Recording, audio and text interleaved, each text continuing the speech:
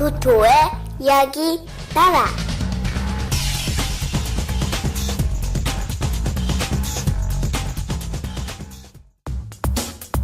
아홉 신선 이야기.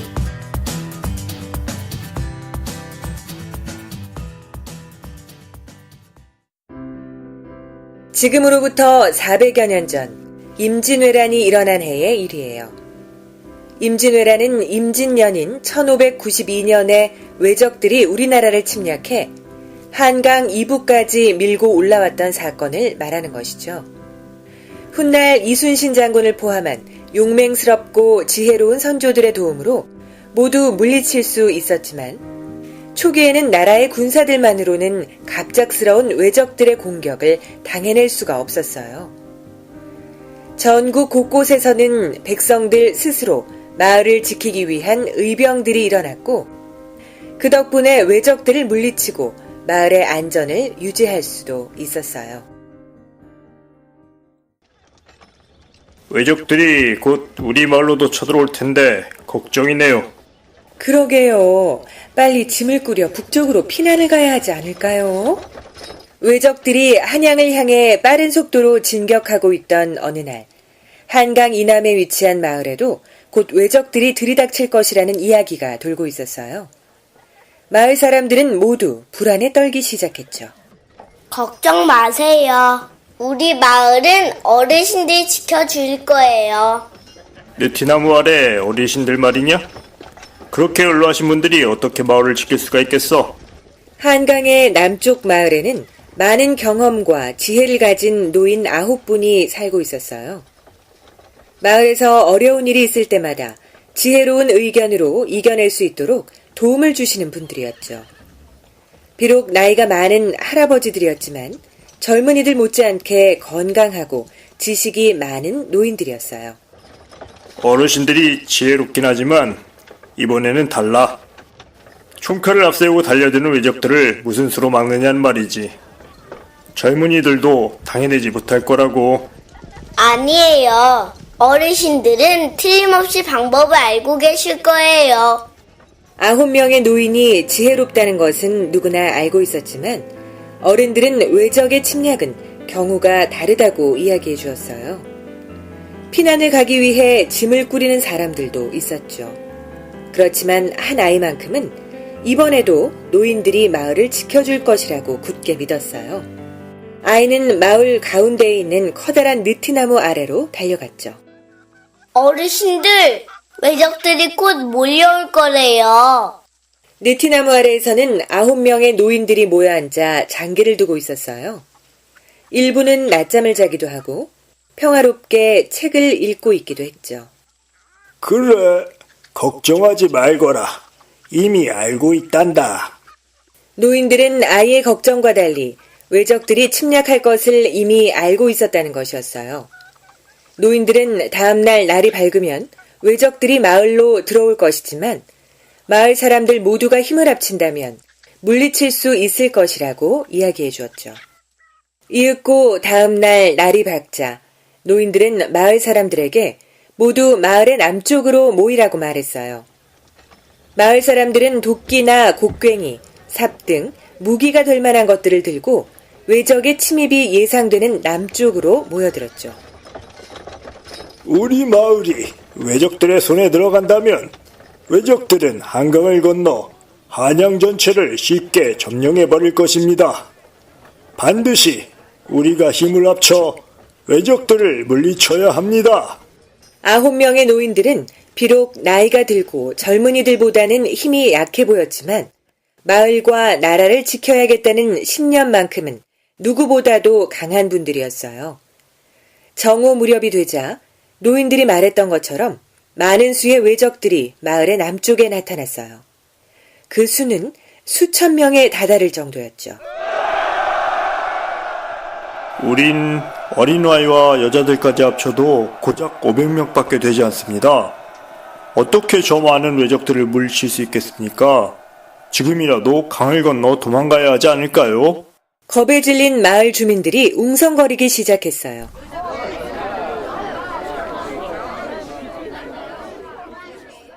많은 수의 관군도 우리를 당해내지 못했거늘 고작 농기구를 들고 우리를 상대하겠다고? 정말 웃기는 일이로군. 외적의 우두머리도 농기구를 들고 있는 적은 수의 마을 사람들을 보고 비웃어댔죠. 수천 명의 외적들에게 마을 사람들은 상대가 되지 않을 것 같았어요. 여자와 어린아이들이 있다고 봐줄 것 없다.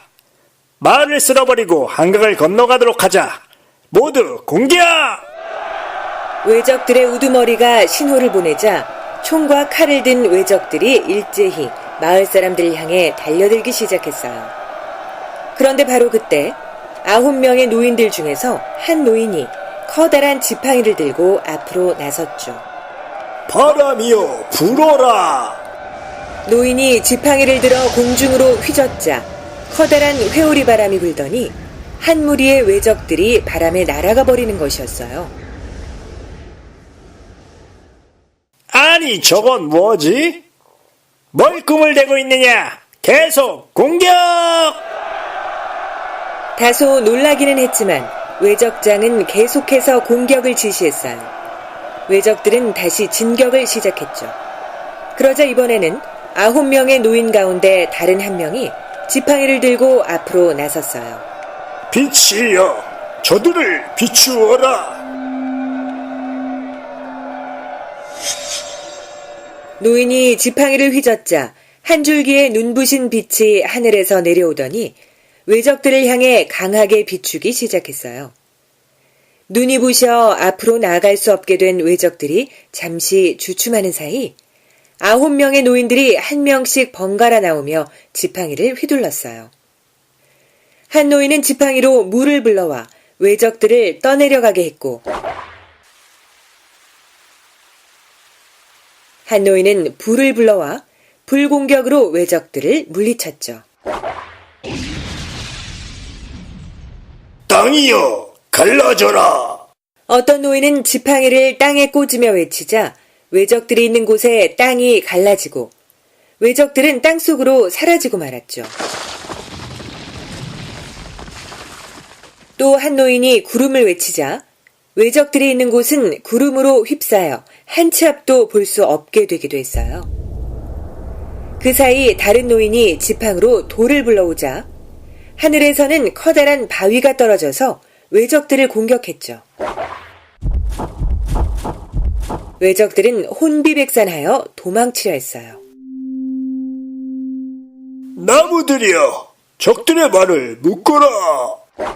다른 한 노인이 지팡이를 들어 나무들에게 지시하자 땅속에서 나무 뿌리가 뻗어나와 외적들의 발을 묶어버렸죠. 한 무리의 외적들은 발이 묶여 도망갈 수도 없었어요. 그리고 마지막으로 남아있던 노인이 지팡이를 휘두르자 산속에 있던 무시무시한 호랑이, 늑대, 독수리들이 나타나 도망가는 외적들의 무리를 공격했어요. 외적들은 제대로 힘도 한번 써보지 못하고 전멸하고 말았죠. 이게 무슨 일이냐? 이 마을은 안 되겠다. 도망가자! 노인들의 공격에 정신을 차리지 못한 남은 외적들은 꽁무니를 빼며 도망가 버리고 말았어요. 노인들의 활약에 놀란 것은 마을 사람들도 마찬가지였죠. 마을 사람들이 돌아보니 9명의 노인들은 온데간데 없이 사라지고 9개의 지팡이만이 그 자리에 남아있었죠. 어르신들은 신선들이었나 봐요.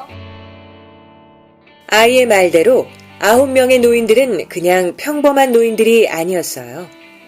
오랫동안 마을과 나라를 지켜온 신선들이었죠. 노인들은 각자가 물과 불, 바람, 빛, 돌, 구름, 땅, 나무, 동물의 9가지를 다스리는 신선들로 외적의 침략이 일어날 것을 미리 알고 기다리고 있었던 것이었어요. 정말 고마운 어르신들이구나. 외적들이 물러간 후 다시는 9명의 노인을 볼 수 없었지만 마을 사람들은 마을을 지켜준 9 노인들의 은혜를 잊을 수가 없었죠. 마을 사람들은 9명의 노인이 살던 곳이라는 의미에서 마을의 이름을 아홉 구자에 늙을 로자를 써서 구로라고 지었다고 해요.